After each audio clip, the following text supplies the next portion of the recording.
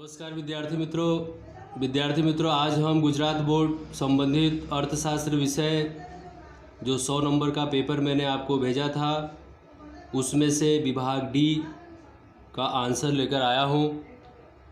विभाग डी में विद्यार्थी मित्रों क्वेश्चन नंबर 47 से 56 तक के प्रश्न में से कोई भी 7 प्रश्न के उत्तर आपको हल करने हैं और प्रत्येक प्रश्न का गुण जो है मार्क 3 होगा और इस तरह से 7 का गुणा हम 3 से करेंगे तो 7 त्रिक 21 नंबर का कुल बनेगा। विभाग डी में विद्यार्थी मित्रों पहला क्वेश्चन है 47 नंबर का, मतलब क्वेश्चन नंबर 47 क्वेश्चन है कंप्यूटर और इंटरनेट के उपयोग के भय स्थान बताइए। तो आपको इसके विषय में अच्छी तरह से जानकारी है कि कंप्यूटर एक यंत्र है, साधन है, अध्ययन सामग्री नहीं है। वह अध्ययन की प्रक्रिया सरल बनाने में सहायता करता है। उसका उपयोग ज्ञान या अध्ययन के प्रतिस्थापन में नहीं हो सकता, ज्ञान बढ़ाने में या ज्ञान को संग्रहित करके अपने दिमाग में नहीं हो सकता। हम उसके द्वारा सीख सकते हैं। इसके अतिरिक्त हमें कंप्यूटर के प्रोग्राम से संबंधित जानकारी अगर नहीं है तो हम गलत आकृति आलेख बना सकते हैं और अपनी समस्या हम खुद ही बढ़ा लेंगे क्योंकि हम गलत बनाएंगे। और कंप्यूटर के अंदर जो सामग्री अगर कहीं हम गलत जगह सेव कर लिए तो क्या होगा, हमें डिलीट नहीं करना था लेकिन हम गलत फाइल में सेव करके रखे थे और उस फाइल को हमें डिलीट मारना था और उसके साथ में हमारा पढ़ने योग्य जो जानकारी थी वह भी डिलीट हो जाती है। इसके साथ ही विद्यार्थी मित्रों इंटरनेट के भय स्थान की हम बात करेंगे तो कंप्यूटर की तरह ही इंटरनेट भी एक साधन है जो शिक्षक की अपनी स्वयं की विचार शक्ति और तर्क शक्ति का स्थान कभी ले सकता नहीं है।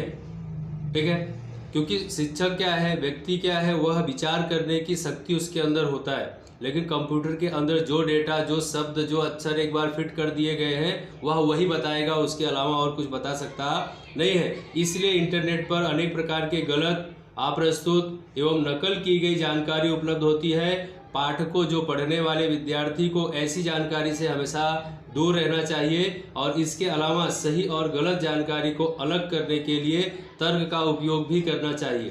कोई भी जानकारी विश्वसनीय वेबसाइट पर से ही लेनी चाहिए। उदाहरण के तौर पर अगर आपको बैंक संबंधी जानकारी चाहिए तो आरबीआई की वेबसाइट पर से ही आप जानकारी ले सकते हैं अथवा आपका निष्कर्ष क्या होगा, गलत साबित हो जाएगा। विद्यार्थी मित्रों क्वेश्चन नंबर 48 की चर्चा करने जा रहे हैं। आर्थिक वृद्धि एवं आर्थिक विकास के बीच अंतर लिखिए कोई भी 6 मुद्दा। ठीक है, ऐसे तो आपकी किताब में कुल 9 मुद्दे दिए हुए हैं लेकिन हमको लिखना है 3 नंबर में सिर्फ 6 मुद्दा। तो आपको अच्छी तरह से पता चल रहा है कि अगर हम एक पॉइंट लिखते हैं तो हमें उसका आधा नंबर प्राप्त होता है। ठीक है, 2 लिखते हैं तो आधा आधा 1 हुआ, तो 6 लिखेंगे तो हमें 3 नंबर पूरा मिलेगा। अगर हम इससे कम लिखते हैं तो हमें नंबर उतना कम मिलेगा। ज़्यादा भले हो जाए लेकिन कम लिखना नहीं है। तो इस तरह से विद्यार्थी मित्रों आर्थिक वृद्धि और आर्थिक विकास के अंतर में हम एक तरफ आर्थिक वृद्धि और एक तरफ आर्थिक विकास लिखेंगे। और आर्थिक वृद्धि एक घटना है, आर्थिक विकास एक प्रक्रिया। 1 पॉइंट 1 नंबर। ठीक है, तो आर्थिक वृद्धि में परिमाणात्मक परिवर्तन होते हैं और आर्थिक विकास में परिमाणात्मक और गुणात्मक परिवर्तन होते हैं। आर्थिक वृद्धि में अर्थतंत्र में उपलब्ध साधनों के वितरण पर भार दिया जाता है। जो साधन होते हैं उत्पादन के, उनके वितरण पर भार दिया जाता है, जबकि आर्थिक विकास में अर्थतंत्र में बिना उपयोग में लिए गए साधनों का प्रश्न उत्पन्न होता है। आर्थिक वृद्धि विकसित देशों के साथ संकलित संकल्पना है और आर्थिक विकास जो है वह विकासशील देशों के साथ संकलित संकल्पना है, जबकि आर्थिक वृद्धि को मापने का कार्य सरल है और आर्थिक विकास को मापने का कार्य जो है वह अत्यंत कठिन है। तो इसी तरह विद्यार्थी मित्रों आर्थिक वृद्धि की संकल्पना सीमित है और आर्थिक विकास की संकल्पना जो है वह विस्तृत। आर्थिक वृद्धि का संबंध प्रति व्यक्ति आय में वृद्धि के साथ होता है और आर्थिक विकास का संबंध प्रति व्यक्ति आय के वितरण के साथ होता है। आर्थिक वृद्धि तीव्र होती है और आर्थिक विकास की जो प्रक्रिया है वह धीमी। मैंने आपको 8 पॉइंट बताए। ठीक है, तो इस तरह से आपको लाइन टू लाइन लिखना है। अब अगला क्वेश्चन है क्वेश्चन नंबर 49, 49 नंबर का।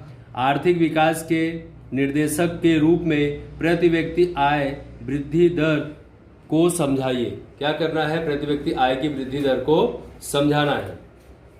तो विद्यार्थी मित्रों, जो आर्थिक विकास का निर्देशक है उसमें प्रति व्यक्ति आय में अगर हम देखें तो देश की कुल राष्ट्रीय आय को देश की कुल जनसंख्या से भाग देने पर जो आय प्राप्त होता है उसे प्रति व्यक्ति आय कहते हैं। क्या कहते हैं? उसे प्रति व्यक्ति आय कहा जाता है। इस प्रकार यह निर्देशक देश की जनसंख्या को ध्यान में रखता है और इस दृष्टिकोण से वह राष्ट्रीय आय निर्देशक की तुलना में अधिक अच्छा माना जाता है। संयुक्त राष्ट्र संघ के निष्णात भी प्रति व्यक्ति आय को निर्देशक के रूप में स्वीकार करने की हिमायत उसकी चर्चा करते हैं। राष्ट्रीय आय की तरह ही प्रति व्यक्ति आय अधिक हो और ऊंची वृद्धि दर हो तो देश का विकास दर जो है वह ऊंचा माना जाता है। यदि प्रति व्यक्ति आय नीची दर से बढ़े तो विकास का दर नीचा माना जाता है और प्रति व्यक्ति आय में वृद्धि ना हो तो विकास का जो दर है वह स्थिरता वाला माना जाता है। इस तरह से विद्यार्थी मित्रों, यह प्रति व्यक्ति आय की परिभाषा और उसके बारे में आपको 3 नंबर में शॉर्ट में लिखना है। अगला क्वेश्चन है क्वेश्चन नंबर 50। क्वेश्चन नंबर 50 में हम देखेंगे जो क्वेश्चन है, गरीबी के कोई भी 3 आर्थिक कारण समझाइए। गरीबी के कोई भी 3 आर्थिक कारण आपको समझाने हैं। तो आपको अच्छी तरह से पता है कि गरीबी के जो आर्थिक कारण है वह इस प्रकार है। नंबर 1, प्रति श्रमिक नीची कृषि उत्पादकता। नंबर 2, जमीन तथा संपत्ति का असमान वितरण। नंबर 3, छोटे एवं गृह उद्योगों का अल्प विकास। नंबर 4, तेजी से बढ़ते भाव। और नंबर 5, बेरोजगारी का ऊंचा प्रमाण। इस तरह से विद्यार्थी मित्रों, गरीबी के जो आर्थिक कारण है वह 5 है, लेकिन हमको हल कितना करना है? सिर्फ 3 के बारे में जानकारी देनी है। अगला क्वेश्चन है विद्यार्थी मित्रों क्वेश्चन नंबर 51, गरीबी घटाने के कोई भी 3 उपाय बताइए। क्या करना है? गरीबी घटाने के कोई भी 3 उपाय आपको बताने हैं। अब गरीबी घटाने के उपाय बहुत सारे हैं। नंबर 1, कृषि क्षेत्र में श्रमिकों की उत्पादकता बढ़ाना। नंबर 2, छोटे पैमाने के उद्योगों का विकास। नंबर 3, असंगठित क्षेत्र का विकास। नंबर 4, उचित कर नीति का उपाय। नंबर 5, मानव पूंजी निवेश में वृद्धि। नंबर 6, उचित कीमत पर वस्तु एवं सेवाएं। नंबर 7, रोजगार लक्षी कार्यक्रम। और नंबर 8, आवास योजनाएं। नंबर 9, सामाजिक सुरक्षा की योजनाएं। नंबर 10, जन धन योजना। ये 10 यहाँ पर गरीबी घटाने के उपाय हैं, लेकिन आपको लिखना कितना है? सिर्फ 3 के बारे में जानकारी देनी है जो आपको सरल लगे। इस तरह से अगला क्वेश्चन है क्वेश्चन नंबर 52, भारत में नीची मृत्यु दर के कारण समझाइए। क्या करना है? भारत में नीची मृत्यु दर के कारण के बारे में आपको चर्चा यहाँ पर करनी है। भारत में नीची मृत्यु दर के कारण में विद्यार्थी मित्रों सबसे पहला पॉइंट दिया हुआ है जीवन स्तर में सुधार। नंबर 2, जानलेवा रोगों पर नियंत्रण। नंबर 3, अकाल पर नियंत्रण। और नंबर 4, प्राकृतिक आपत्ति या यातायात की जो सुविधाएं हैं वह। तो जीवन स्तर में सुधार कब होगा? कि जब आर्थिक विकास होगा तो लोगों की आय बढ़ेगी। लोगों की आय बढ़ेगी तो उनका जीवन स्तर सुधरेगा और देश के लोग पहले की अपेक्षा ऊंची गुणवत्ता वाला अनाज, कपड़े, आवास, आरोग्य के प्रति जागरूक होंगे, शिक्षा के प्रति जागरूक होंगे और परिणाम स्वरूप क्या होगा? मृत्यु दर घटेगी। इस तरह से जानलेवा रोगों पर नियंत्रण। 20वीं सदी के उत्तरार्ध में देश में प्लेग, पीलिया, क्षय, मलेरिया जैसे जानलेवा रोगों के कारण मृत्यु दर का प्रमाण क्या था? अधिक था। लेकिन 20वीं सदी के अंत में विकास के परिणाम स्वरूप क्या हुआ? चिकित्सा के क्षेत्र में उल्लेखनीय प्रगति देखने को मिली। रोग प्रतिकारक रस्सी का आविष्कार हुआ, लोगों तक पहुंचाया गया और मरने वाले लोगों की संख्या में कमी, गिरावट देखने को मिली। इस तरह से विद्यार्थी मित्रों, अकाल पर नियंत्रण, जब देश का विकास होगा, नई टेक्नोलॉजी की शोध होगी, लोग नई टेक्नोलॉजी का उपयोग करेंगे और जहां पर अकाल पड़ेगा जहां पर सूखा पड़ेगा, भूखमरी की स्थिति होगी, इन साधनों के द्वारा वहां पर सुविधाएं पहुंचाई जा सकती है। मरने वाले लोगों की संख्या जो है वह कम हो जाएगी। जैसे कि 1966 में हरित क्रांति होने से देश के अनाज की पूर्ति में उल्लेखनीय प्रगति हुई। तो जिन राज्यों में अनाज कम उत्पादन हुआ, तो इन साधनों के द्वारा उन राज्यों में जहां से, मतलब जिन राज्यों में, जैसे पंजाब हरियाणा है, यहाँ पर अनाज का अधिक उत्पादन होने से पंजाब हरियाणा से उत्तर प्रदेश मध्य प्रदेश जैसे राज्यों में पहुंचाया जा सका। अब विद्यार्थी मित्रों हम देख रहे हैं क्वेश्चन नंबर 53, कृषि का महत्व दर्शाने वाले 3 मुद्दों की चर्चा करनी। कितने मुद्दों की? 3 मुद्दों की। इसमें बहुत सारे मुद्दे दिए हुए हैं, मैं एक बार सारे मुद्दे आपको बता देना चाहता हूं। सबसे पहला पॉइंट दिया हुआ है राष्ट्रीय आय में हिस्सा, रोजगार, आयात निर्यात और जीवन स्तर। अगला पॉइंट है कृषि उत्पादन में वृद्धि, औद्योगिक विकास का आधार। इस तरह से कुल 6 पॉइंट दिए हुए हैं और इन 6 पॉइंट में से आपको सिर्फ और सिर्फ 3 मुद्दों की चर्चा करनी है। 3 नंबर का क्वेश्चन है। इसलिए अगर हम राष्ट्रीय आय में हिस्सा की बात करें तो भारत की अगर हम बात करें तो जब देश आजाद हुआ, आजादी के बाद देश के अंदर कृषि क्षेत्र से राष्ट्रीय आय का हिस्सा धीरे धीरे क्या हुआ, सेवा और उद्योग क्षेत्र की तरफ से बढ़ने लगा, कृषि क्षेत्र से घटने लगा, क्योंकि लोग सेवा और उद्योग क्षेत्र की तरफ बढ़े। मैं यहाँ पे आपको कुछ आंकड़े बता देना चाहता हूँ कि 1950-51 में भारत में कृषि क्षेत्र से राष्ट्रीय आय का हिस्सा 53.1% था, जो 90-91 में घटकर 29.6% हो गया। 2000-2001 में और घटकर 22.3, 2011-12 में घटकर कितना हुआ, 13.9% देखने को मिला। अब राष्ट्रीय आय में कमी देखने को मिली तो उसी के आधार पर क्या होगा, लोग कहाँ गए, सेवा और उद्योग क्षेत्र की तरफ बढ़े। अगर हम दूसरे पॉइंट की चर्चा करें तो रोजगार, तो जब देश के अंदर विकास होगा तो रोजगार का सर्जन होगा, रोजगार का सर्जन होगा तो लोगों को नए रोजगार मिलेंगे। लेकिन कृषि क्षेत्र की अगर हम बात करें तो पशुपालन, मत्स्य पालन, जंगल, मुर्गी, बत्तख पालन इत्यादि जो है जमीन से जुड़े हुए हैं और लोगों को जमीन पर ही रोजगार मिला। तो स्वतंत्रता के समय भारत में 72% लोगों को कृषि क्षेत्र में रोजगार मिलता था, जो घटकर 2001-2 में 58% हुआ और 14-15 में 49% देखने को मिला। आयात निर्यात की अगर हम बात करते हैं तो जब कृषि क्षेत्र का उत्पादन घटेगा तो आयात निर्यात की प्रक्रिया भी घटेगी, और सेवा और उद्योग क्षेत्र की तरफ बढ़ा तो आयात निर्यात की प्रक्रिया भी क्या होगा, सेवा और उद्योग क्षेत्र की तरफ ही बढ़ा हुआ देखने को मिलेगा। इस तरह से विद्यार्थी मित्रों अब हम क्वेश्चन नंबर 54 विनिमय दर पर टिप्पणी की चर्चा करेंगे। जो विनिमय दर वाला पॉइंट है इसकी वीडियो आपने अच्छी तरह से देखा है, अपनी किताब में पढ़ा भी है, बहुत अच्छा पॉइंट है और मोस्ट आईएमपी क्वेश्चन है, लगभग बोर्ड की एग्जाम में हर साल पूछा जाता है। विनिमय दर है क्या?